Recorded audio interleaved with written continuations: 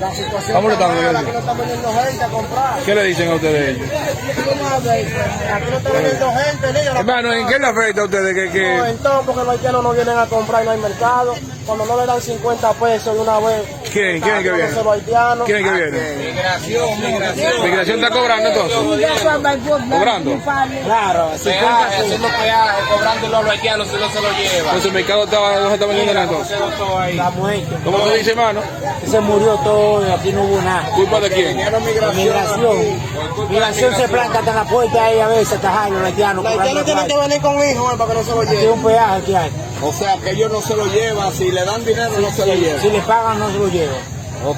Aquí es que el manoseo que hay. Eso lo hacen los jueves, nada más. Los jueves. Algunos jueves vienen. Algunos jueves Hoy vienen. vinieron. A veces se plantan ahí arriba, y no sé cómo se llama esto, en el taller ahí.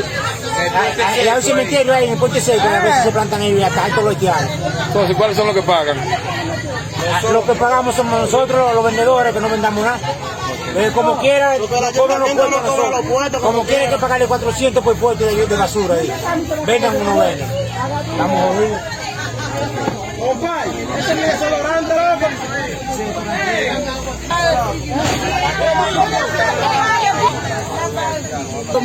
¿Quién? Aquí migración siempre queda arriba de la puerta. ¿Qué ellos quieren? ¿Qué ellos quieren? Dejan trabajar. No dejan trabajar. Si agarra uno, no llevarlo para allá. Quiere cuarto, para sueltar uno.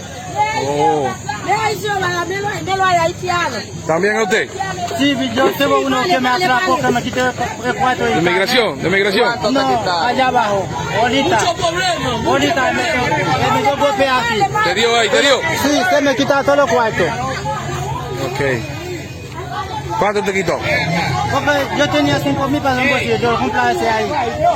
¿Tú sabes cuánto va a poner menos? Yo no sé ni cuánto menos quiero, pero se lo lleva todo.